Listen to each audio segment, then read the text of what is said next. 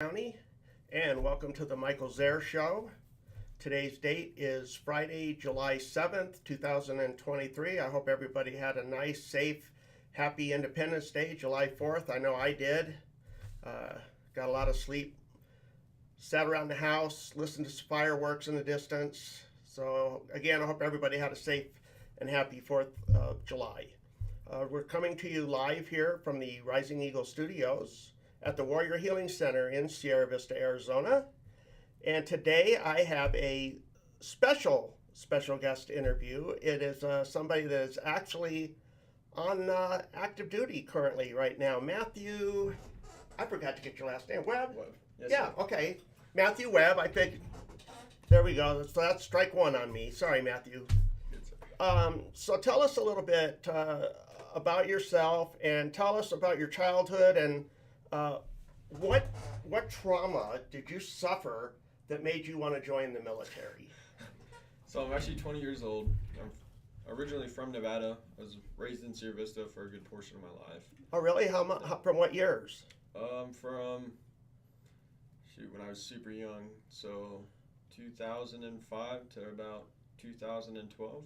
Okay, so you went to school here then, huh? Yes. So Okay. I spent from kindergarten to 6th grade here. Okay. Moved away again, came back, spent 9th and 10th here, and then left again. Okay. Trauma was really just, I went to military school my junior year of high school. So I graduated from military school. And Tell us about that a little bit. So it was different. Where was it? It was in Hawaii. Hawaii? Yeah, oh, it was man, all that in had to be Hawaii. tough. Nah, so tough. Well, actually, it was during 2020, which was the year of COVID. Okay. So I spent 6 months in basically just another basic training. I didn't have contact with the outside world, didn't see my parents. Like, it was different. I was 16 at the time.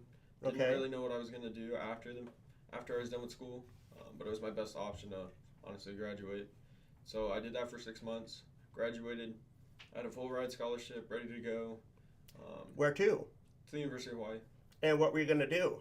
I actually wanted to go into criminology. Criminology, Yeah. okay. But I guess I didn't really get I can't remember if I got the acceptance letter a week before I shipped out or a week before I went to MEPS.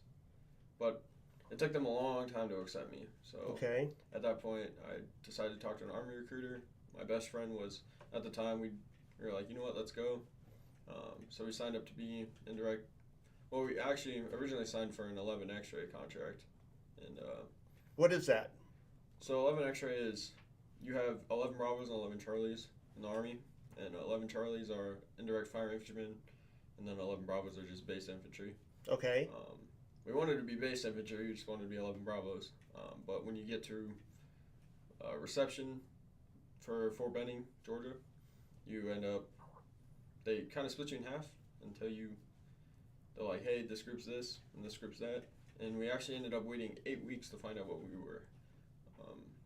COVID kind of messed my whole year up. It did, didn't it? Yeah, that was tough.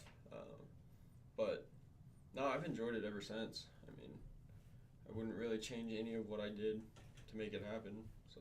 Did you find that going to the military school, that give you any kind of like leg up or any benefit going in when you actually went into the military? You kind of had an idea what to expect? Oh, 100%. I think that it really set me up for everything. It's called Youth Challenge Academy. It's a National Guard Army for Hawaii, and it's run by a bunch of cadre who are National Guard reservists. Okay. And they teach you everything. Like, if they know that you are even thinking about the Army, they'll teach you anything you need to know about going through basic, going through AIT or OSET, depending on what you have, what it's going to be like showing up to your first unit, simple things like that. Like, I was already prepared for, and so I learned how to fold my clothes before anybody else did, and knew how to make my bed the proper Army way. Like, right. It was a lot of simple things that I could do that the others couldn't. Yeah, 100%. So we got a comment here already. We are watching you. I wonder who that could be. I wonder who that is. Think your dad's watching right now in Phoenix? I'm not sure. Yeah. I know he's busy on the one of a pond. Well, because they share the website, Yeah. so that's Probably my mom. Most definitely But my mom. you know, I love hearing that you had military school training because you're the first person that I've ever talked to that's had that and then realized that benefit going into active duty. And then you said where you went to basic training was Fort Gordon? Fort Benning. Fort Benning. Georgia. Yep. And then where? That was it. I had You were there for AIT too? Yeah, so I had one station unit training, which basically means where I go for my basic training becomes my AIT after I'm done with basic. We don't switch battalions, we don't switch companies, we don't switch anything. Same drills for 22 weeks straight. Oh, that's kind of good. That gives you some stability then, doesn't it? Yeah, but it gets the drills really annoyed after a while. So where was your first permanent duty station then when you left Fort Benning? So it was Joint Base Lewis McChord out in Washington. So I left Benning, went straight there, spent a year and a half in JBLM, and then we went to, 2 years. 2 years in JBLM, went out to Korea. And so we spent 9 months in Korea, just got back. Just got back from Korea. Yep. So tell us a little bit about your job. So as a mortarman, I don't really do much throughout the day. Oh, so you do mortars then? Yes. Okay. So I get to hang rounds, and that's about all I gotta worry about. Those tubes pretty heavy to carry? Oh, 100%. How much do they weigh now? So it just depends on the system. We have 3 systems. We have the 60, 81, and 120. We don't carry the 120. That would be almost impossible for us. But we carry 60s and 81s. 81s depends on what you're carrying. You can't carry the whole system together.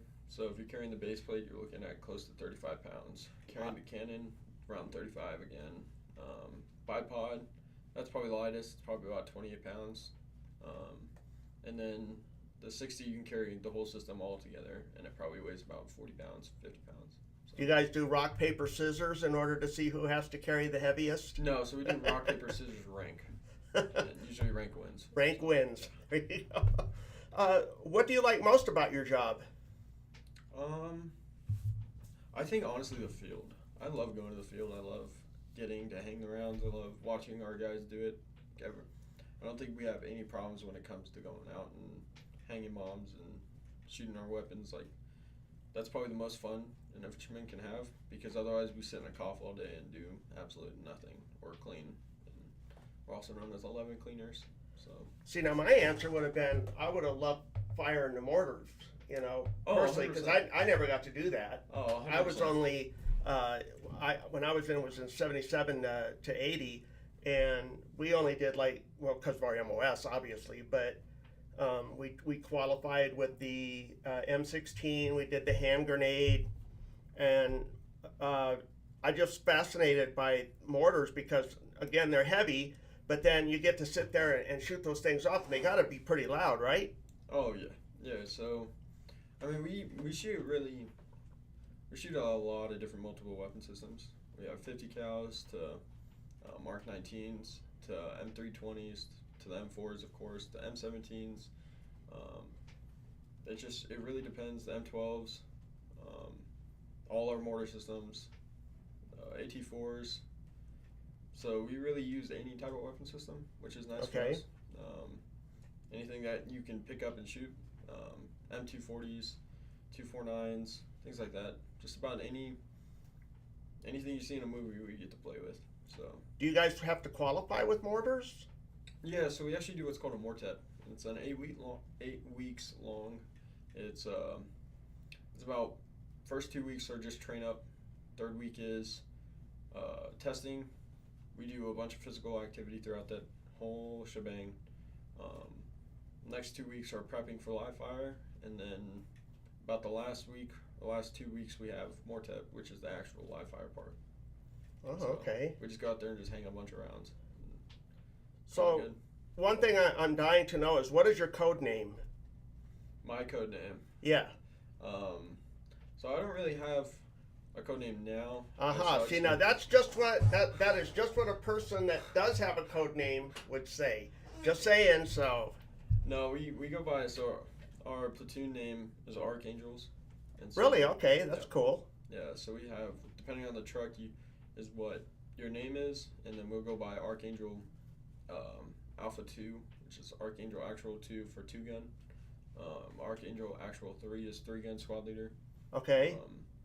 So it just really depends on your position. So my position right now is kind of on the board because I'm actually waiting to pick up sergeant, and so they're trying to decide where they're going to stick me because we're kind of over the top on that. We have too many of them. Right. So they're debating on whether they're going to send me to a different unit or put me in a different position.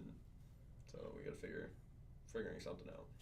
Now, granted, we're going into TV land, and we know how Hollywood likes to glorify everything.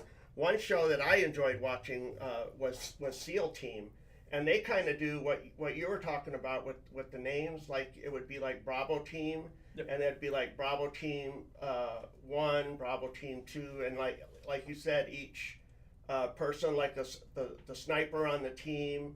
So yeah, like what you were saying, each person had their own individual call number. So, and then staying with Hollywood, then again, a lot of people in America fell in love with the TV show Band of Brothers. Did you watch that? Yes. Have you felt at any time that you were similarly a part of Band of Brothers? I can't say I have. I feel like, for me, especially in the time frame that I'm in the Army, it's a little different than what it was back then. Oh, definitely a lot. I feel like the connection between everybody is still the same. Like I still have all the guys that I work with. We're still all brothers. We still all do the same thing. I don't think the time frame is really the same. No, definitely not. But it's that feeling of like what you're saying, that brotherhood. 100%. Yeah. So, what is some of the smelliest things that you've had to do in the military? Oh, we've done a lot of smelly things. It can be anything. We had one Connex that was just full of rotten MREs that people had just opened up and thrown in there after they eaten, so everything just rotted. And a Connex, it seals shut, so it's not really something that airs out. So when you open it up, it was like a blast in the face. But we've had guys that have had to clean the urinals that have overfilled, so they have to pull out the little. There's a little filter inside of a urinal, and they have to stick their hands in with gloves and twist it and pull it out. Probably that was super disgusting. I think just really porta potties are absolutely nasty. I think NTC, which is the National Training Center out in California, we spent a month out there, and it was 112 degree weather, and we didn't have any showers, nothing. It was straight month out in the outdoors, out in the desert. That was probably one of the most disgusting things I've ever had to deal with. But you kind of get used to it. I mean, it's not something you can't bear. In the military today, because I don't know, that's what I'm asking. We used to have like burn pits where we would burn the waste and stuff like that. So are you guys still like doing that? No, so today, or how are they disposing of that now? That's actually a great point, because we used to. So at NTC we have to use a bag. Like we'd use a trash bag, we tie it up, and we throw it in the back of a Humvee or JLTV, whatever you have out there, and they would drive it to wherever it's supposed to go. And so it would just be a big old truck just full of waste. And so that's not the most pleasant thing. No, but one of the things as a service officer with the DAB, we do a lot of claims for toxic exposure, and you'd be surprised at how many they just approved burn pit, so that's just starting to get off the ground and everything right now, and a lot of toxic exposure questions on the thing. But that it's interesting because it sounds like the military is trying to find a way to finally protect our soldiers a little bit more and not expose them to our own waste. Yeah, no, we don't do burn pits. We can't do it out there. So. Okay. Another question I wanted to ask you is, are you a morning person? No. You're not a morning person at all, huh? No. When I wake up for PT, it's probably the saddest part of my day. But no, I don't like waking up in the mornings. I mean, I do because you have to. My whole job, but yeah, it's not my favorite time of the day. Once I wake up though, and I can get past the PT part, I'm usually good to go for the day. So. What time do you usually get up then? If you don't, well, because you said what time is your PT? So my PT in Korea was at 6. So Okay. we'd wake up at 5, be at company by 5:30, and then already on the road by 6. And so, but here, or not here, I should rephrase that. Back in Washington, it's from 06:30 to 8 instead. So we'll be up probably about 5:30, get to work by 6, and PT at 6:30. One of the things I hated doing was they always made you, in basic training, they always made you shave. Yep. Like you'd have like a baby face, peach fuzz, and they'd be like in your face every single day, making sure that you're shaving and stuff like that. That was probably one of the things I hated the most. I don't know, I still just do that. hated shaving. Ugh. No, we still do that. All right, now here's one for you. What is the best condiment that is available in the chow hall? Best condiment? Yeah, the best condiment. Probably ranch. I love my ranch. You love your ranch? Yep. No, that's probably the only thing I'll go after. And they provide it for you, right? It depends. Sometimes they will not. And so sometimes I just have to stick it out with old ketchup or something. But usually I prefer to use ranch. I was talking with the person because somebody helped me with that one question. And they said, or the DFAC, and I didn't know what DFAC was. Because I've always known of it as the mess hall, chow hall, dining, but it's the DFAC is a dining facility. So I learned something when I was doing these questions here. What's the most memorable recognition that you've received for your performance while on active duty? So probably when I was, that's a hard one. I'd say probably, so for in a Mortarman's world, we have what's a 2-gun gunner, and so that's the highest enlisted, lower enlisted position you can get, which is everyone bases it off of you. So if you're a 2-gun gunner, all the other gunners fall in after what you do. So okay. follow exactly what you do. But I was 2-gun gunner for probably since I was a PV2. So I've been doing it I was doing it for a long time. I just recently got an AM when I changed jobs for it, for being, for holding a position so long, because every 6 months you compete against everybody else to get it. So you have to continuously repeat it. Yeah. But it's also the best position you can get. You're treated just like you're treated above everybody else, which is nice, and you're not doing the same dumb things that everyone else is doing. But you're also at the same time enforcing what everyone's supposed to be doing. So you kind of get the special treatment that everyone else doesn't get. But and what do you use? What motivates you every day? I hated getting well, we call it corrective action now, but I'm sure a lot of people have called it smoked. But I don't like to get smoked. I don't like having to do push-ups for somebody else. And so when I was a private, that's all they would do is just mess us up all day, all night. It was on the verge of hazing, but now the Army's like everything's hazing, so everyone's kind of protected now. But 3 years ago, they were still trying to transition into that, and I think for me it was just like me and a bunch of my battle buddies showed up, and we didn't even say anything, just got smoked right on the bat. You know, and it was like, for us, like that's our motivation is we don't want to deal with that. Like, we don't want to be on the ground getting smoked 24/7. So our motivation was be better than the guys that were already there. And that's what I took, and just became better. I learned from some of the best guys I could possibly learn from. Had some of the best squad leaders, best leadership. And that matters, you know. Yeah, that does matter. 100%. So they kind of molded us to do the right thing. And it's interesting too because before I enlisted, I had a couple uncles that were in Vietnam, and they had told me in their time when they were in basic training, they did live fire over their head. I mean, that wasn't a made up thing. That was like for real. They live ammo. They're crawling through and everything like that. Back then, drill sergeants could go hands on with the soldier, you know, and it was pretty hardcore back then. Then when I enlisted, they weren't doing that, but the drill sergeant could get in your face, could, you know, degrade you, break you down so that they could, you know, build you back up and everything like that.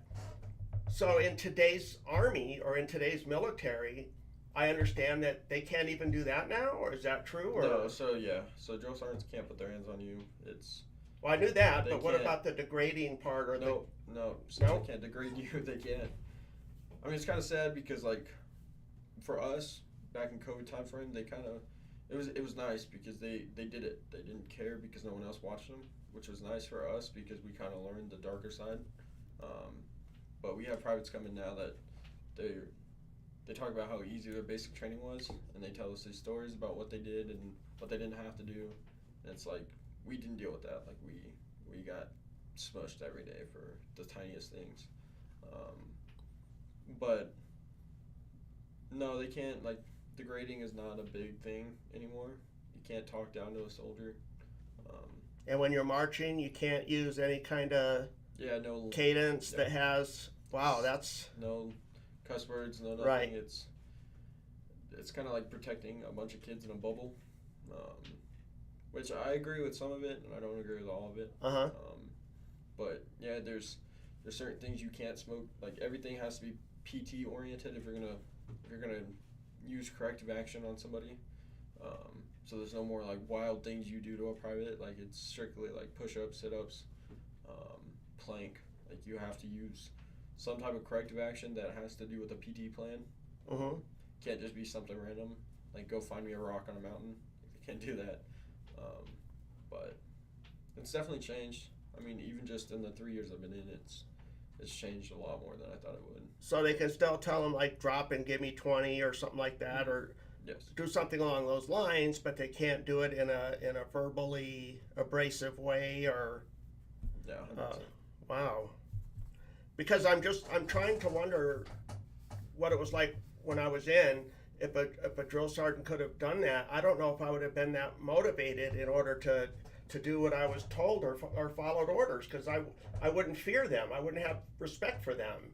And I would think that would be a hard thing for today's military, is that if you don't have these tools at your disposal, then how are you going to earn your fellow soldiers' respect and stuff like that? I don't know. That's pretty interesting. But I'm glad that you told that with me, because I've always wondered about that, and very informative. Thank you for that. What is the first thing that you do well, before I ask that question, there was one other thing I wanted to ask you. I know that you've been in for 3 years now, right? And do I understand that you extended for a year? I did. So I have another. So I have about a year and a half left. Okay. Before I can get out. And then what are your plans after that? Are you thinking of making the military a career? So I go back and forth every day. I mean, Do you? every Okay. day- every day brings a new challenge for me, especially being in the military. There's something else that catches my eye, and then it's like, but this is great. This is the only thing I need, and then it just gets really sucky, and so it just. I go back and forth every day.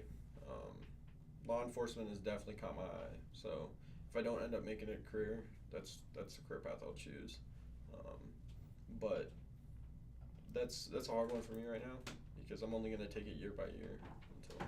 So sorry to interrupt. It's a little bit soft when you're speaking because you're far from the mic. Oh, Just try to speak. sit. Oh. Just 100%. sit forward a little bit. It'll catch up. Thanks, Kathy. Yep.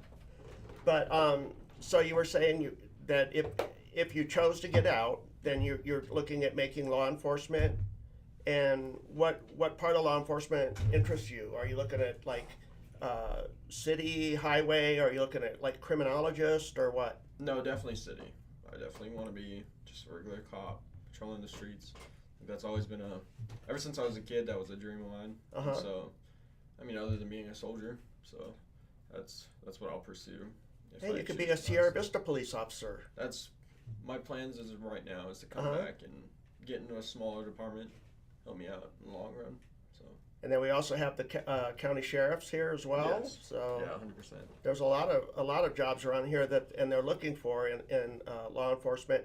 And I notice quite a few of our military that have gotten out seem to find that niche in law enforcement, and that's really impressive and respectful of that. So what is the first thing that you're going to do when you get your DD 214 in hand and you're free from the military? First thing I'm gonna do,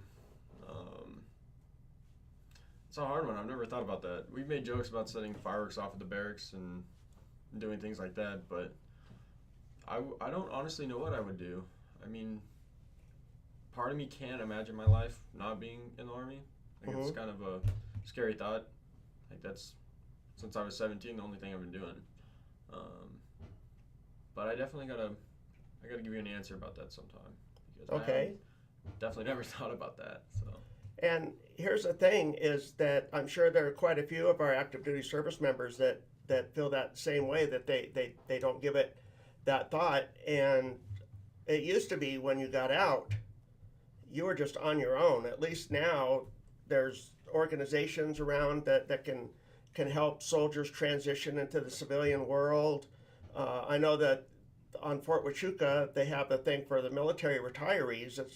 I don't know why they don't have it for people that ETS, because they go through the same situation of adjusting from going from military to civilian life. But I know that they have it for the retirees. They have that TAP program up there, and it helps them for transitioning. I forget exactly what TAP is. I should have asked Tim and Kathy. I think they would know that. But so what advice do you have to share with youngsters that might be thinking of joining the military today? That's a good question. Honestly, I think just prepare. You know, it's not really just a physical game. Like the physical part will come. It's really the mental part that gets people. We have privates that show up and they're not mentally ready for it like they thought they were. It's more of just, you got to really think it through. Like, it's 100% a good thing to do. I mean, I love it. It's something enjoyable. Not only that, pick the right job. You know, there's 1,000 different jobs you can pick from. You know, don't settle on one just because you're young, you're dumb, and you're like, let's do it. Like, make sure you think about it, because not all jobs are going to transfer to what you think when you get out. So I say, like, I definitely just make sure you're mentally prepared. That's my biggest key advice is think it over. Think about every job possible. And don't just talk to one recruiter. Talk to every single one you can. I mean, it's not just about the Army or the Navy, the Air Force, anything. Just, you know, each branch offers their own thing. Luckily for me, I got what I wanted in the Army, but I'm sure that you can ask anybody, and honestly, they'll say the same thing about their branch. So, 100% just think it over. And now we have the Space Force too. Yeah. Could you imagine joining that? Honestly, no. No? Not a big fan of heights. No? So if I went to space, I don't know what I would do. But there's a show on Apple TV called For All Mankind, and it kind of breaks down, like, again, Hollywood, and we know that, but it's a really interesting show, because it's like, this is what happened if John F. Kennedy wouldn't have been assassinated. Then we land people on the moon. Then we've got guns on the moon. Then we're shooting out with people with Russia on the moon. So yeah, it's crazy. But hey, the Space Force is where it starts, right? So you get up on the moon and other planets, and that would be interesting to try and interview somebody that's in the Space Force, because I don't know of anybody that's even in that branch. I don't know. Think about it either. So. And would you like to say any shout outs to any of your friends or family or anybody special? Honestly, just my parents. I mean, I love you guys, but other than that, that's it for me. They're very supportive of and very proud of you. I know that for a fact, because they're that's all I can say. I mean, you can see it on their faces when they talk about you. So that's very cool. I do have a few announcements here that I would like to go over with. So let me read these announcements here real quick, and then we'll sign off here and get started. Starting the rest of our day, we got a bunch of stuff going on today, starting with Fun Food Friday today.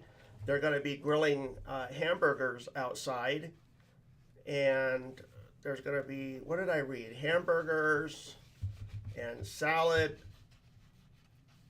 and the Cooks Club is bringing in some other stuff. But anyway, it's going to be a nice cookout. And one thing I would like to encourage you is, if you do come into the Warrior Healing Center, especially for this Fun Food Friday today, make sure and go out back to the Victory Gardens out back and check out the water feature that Matthew's dad and mom put in back there.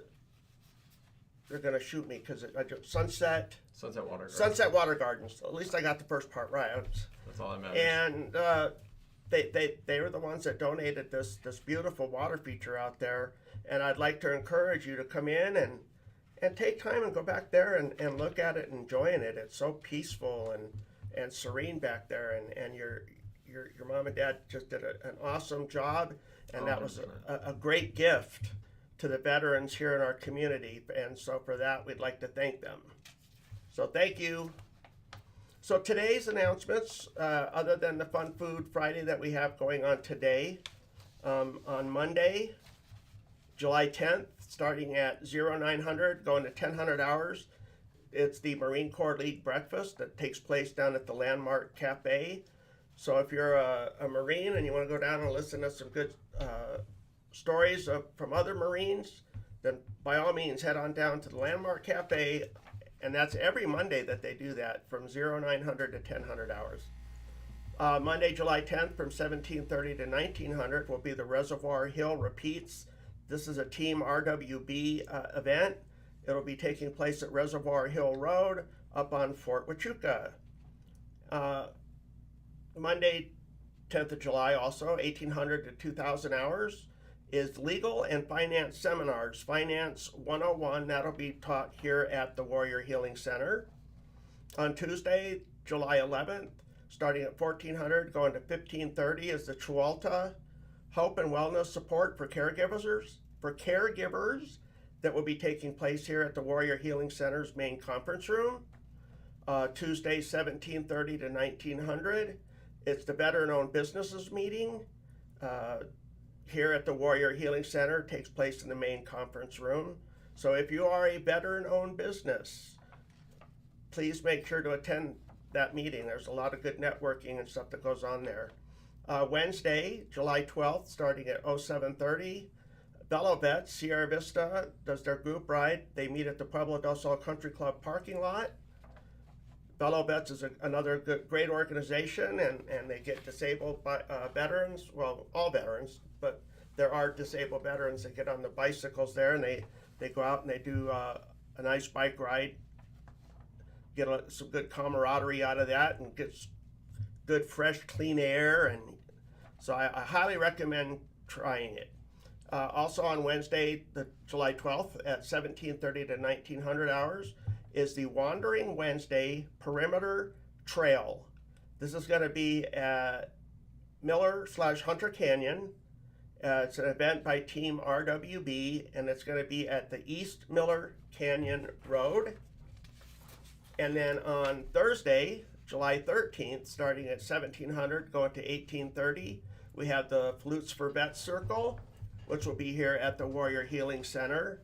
And then at 1800 to 1900 is the DAV monthly membership meeting, which will be taking place at the Cochise College downtown campus. So those are all the meetings that or not meetings, those are all the events. There's a whole bunch more on here, but those are just some of the ones that we highlighted for today. And one last reminder, also Gunny's Barbecue and Event Center is having a food truck event today, starting at 11 o'clock and going till 7 p.m. And for inquiries, you can contact gunnysbarbecue.com, or you can call 520-220-3055. And this is the flyer that they had up. I don't know if you guys can see that very well or not, but so, and they're going to be doing this Food Truck Friday every Friday. And I believe I read today it's going to be a pizza truck and a hot dog truck there. So come on down and check that out at Gunny's Barbecue. And they're located down on 5043 South Highway 92. So that's it for today. I hope to see everybody again next Friday. Matthew, thank you again for coming in and sitting down and sitting through this interview and telling us about your active duty service to our country. Oh, one last thing before I forget. And this is for you, but also for some of our other active duty that are watching. Please make sure if you plan on getting out of the military, get a copy of your medical file. Also, make sure that you go in and get any injuries that you had sustained while you were on active duty. Get them annotated in your service record, because when you get out and you do your ETS physical, you're going to need all of this information when you need to file a claim for your benefits through the VA, because these are benefits that you've earned by serving our great nation, and for that I thank you all. So that's it, everybody. Have a great day.